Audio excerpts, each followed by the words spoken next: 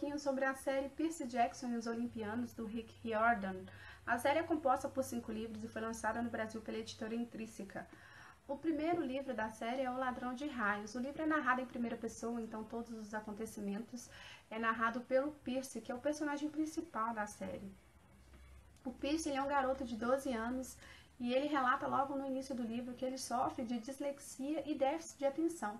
Por isso ele passou por várias escolas e ele está matriculado num internato para crianças problemáticas na cidade de Nova York. Nesse internato ele conhece o Groover, que é o seu melhor amigo, né, e que parece ser um garoto assim, medroso, digamos. E o Percy se mete em muitas confusões por causa disso, porque ele quer defender o Groover de todo jeito.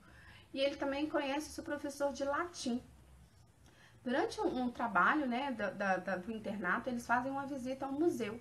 E o Percy, quando ele entra na ala grega, ele consegue fazer a leitura das estátuas que estão expostas ali, como se ele não tivesse nenhum problema. Isso chama a atenção do professor dele, o professor de latim. E, ao mesmo tempo, também nessa visita, o Percy ele é atacado pela senhorita Dudes, que é a professora de álgebra dele. Na verdade, ela é uma fúria e ela também o acusa de roubo e peça que ele devolva o raio mestre para ela.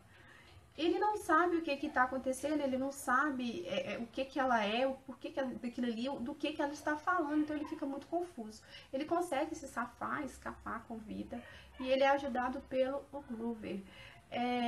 Eles procuram a Sally Jackson, que é a mãe do Percy, e eles falam que ele precisa de um lugar seguro para ficar. Então o Groover leva eles para um acampamento meio-sangue. Só que durante o caminho, quando está próximo ao acampamento, ele é atacado novamente, dessa vez por um minotauro. Ocorre uma batalha, a Sally Jackson ela desaparece e o Percy ele fica ferido e acaba perdendo a consciência. Quando ele volta a si, ele já está dentro do acampamento e aí é contada a verdade para ele, que ele é filho de uma humana com um deus e que o Groover na verdade também não é um menino, ele é um sátiro e era o guardião do Percy.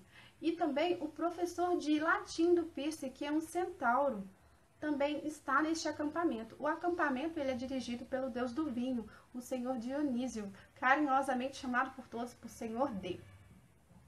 O acampamento tem 12 chalés, cada chalé é referente a um deus, né? E o objetivo do acampamento é proteger os meio-sangue, né? Crianças meio-sangue, porque elas correm um grave perigo fora do acampamento, porque tem diversas criaturas que querem destruí-las.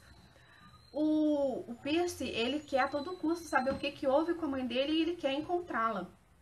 A princípio, ele não sabe quem são os pais dele, quem é o pai dele, na verdade, né? Porque a mãe é a Sally Jackson, que é uma humana. E ele é engraçado isso, gente, porque ele, tipo assim, ele não consegue entender o filho de um deus, mas eu sou só um menino.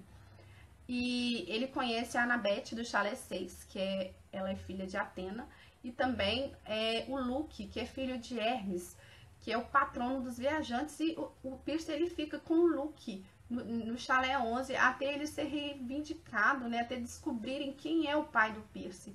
Ele também faz inimizade com a Clarissa, do Chalé 5, que é filha de Ares. É bem engraçado, porque o Percy ele é muito irônico, o tempo todo ele usa uma linguagem assim, muito irônica, ele possui um senso de humor, assim, é como se ele soltasse diversas piadinhas, e isso acaba deixando o livro, de certa forma, com uma leitura bem leve e engraçada. Ele é reclamado por um deus, né, que é Poseidon, que o reconhece como filho. Paralelamente a esses acontecimentos, houve um desacordo, né, entre Poseidon e Zeus. E o raio mestre dos Zeus, que é um artefato precioso, ele desapareceu assim do nada. E o Zeus ele culpa o Poseidon por esse desaparecimento e ele quer o artefato dele. Mas deuses têm um superego, né, gente? E nenhum admite que foi ele. Quando o Percy aparece, automaticamente o Zeus pensa que o Percy é culpado. Por quê? Porque um deus ele não pode usar a arma de outro, mas um semideus, um filho de outro, poderia. E o Poseidon poderia usar o Percy como arma para destronar o Zeus. Então fica aquele impasse, né? E agora o Percy corre mais perigo ainda depois que ele foi reconhecido como filho de Poseidon. Eles contam toda a verdade, há um acordo entre os 3 grandes deuses, que são Zeus, Poseidon e Hades de não terem mais filhos. Por quê? Os filhos desses deuses e semideuses, eles são muito fortes e eles acabam interferindo no ciclo da vida humana. Um fato interessante é que o autor, ele cita a Segunda Guerra Mundial e ele fala que a Segunda Guerra Mundial, na verdade, foi uma briga entre os filhos de Poseidon e Zeus. E após ela, eles fizeram acordo, olha, nós não vamos mais ter relacionamentos com humanos e nós não vamos mais ter filhos. Só que eles descumprem esse acordo, tanto Zeus, né, que é contado ao longo do livro, tanto Poseidon, que tem o Perse que só tem 12 anos. E aí, eles falam com o Perse que ele precisa de um conselho. E ele é levado ao oráculo e o oráculo vai passar para o Perse uma orientação. Então, eles passam uma profecia para o Perse. Eu vou ler para vocês a profecia, que é um pouquinho grande para falar de cor. A profecia fala o seguinte: você irá para o oeste, irá enfrentar o Deus que se tornou desleal. Você irá encontrar o que foi roubado e o verá devolvido em segurança. Você será traído por aquele que chama de amigo e no fim irá fracassar em salvar aquilo que ama. Então ele fica assim, meu Deus, e agora o que eu vou fazer? Eu tenho 12 anos, eu sou uma criança, eu sou filho de um Deus, sou culpado por uma coisa que eu não fiz. E assim, ele sai em uma missão porque ele tem 10 dias para encontrar o raio de Zeus, né, o raio mestre de Zeus, devolvê-lo antes que aconteça uma guerra. Enquanto isso, ele corre perigo, né? Porque a todo momento ele está sendo caçado por diversas criaturas. Né? Aí começa a jornada do Perse, ele vai acompanhado nessa missão pela Anabete, que é a filha de Atena, e pelo Gulliver, que é seu melhor amigo. Essa jornada, gente, é muito interessante porque o autor, ele trabalha bem a mitologia, ele fez o dever de casa, ele fez uma pesquisa para escrever o livro e ele cita diversos seres místicos. Ele cita Medusa, a Quimera, né, Caronte, os cães infernais, as três benevolentes. É uma coisa assim, muito bacana, ele cita diversos deuses, né, Ares, Hermes, Afrodite, Hefestos.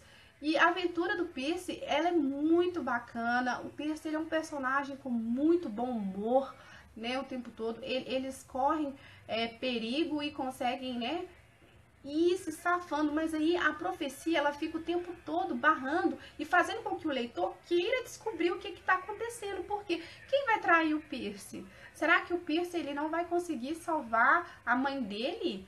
Que vai acontecer com ele, né? Então é aquela coisa. E assim, um fato muito engraçado e também uma curiosidade é que o autor, ele tem 2 filhos e um dos filhos dele sofre de dislexia e déficit de atenção. Então ele mescla o filho, né, ao personagem do Perse. Isso também foi um fato bacana. O livro, ele é uma literatura juvenil. Eu super indico, eu não vou falar mais porque senão vou soltar spoilers. É uma leitura bem gostosa, dinâmica, e embora ele seja juvenil, desde 2005, quando ele foi lançado, o autor recebeu diversas premiações e conquistou o público de todas as idades. Eu dou 5 estrelas porque é um livro bacana, de leitura leve e com um personagem muito envolvente. Quando você menos espera, o livro acabou e você quer ir para o próximo. Beijão para vocês, espero que tenham gostado.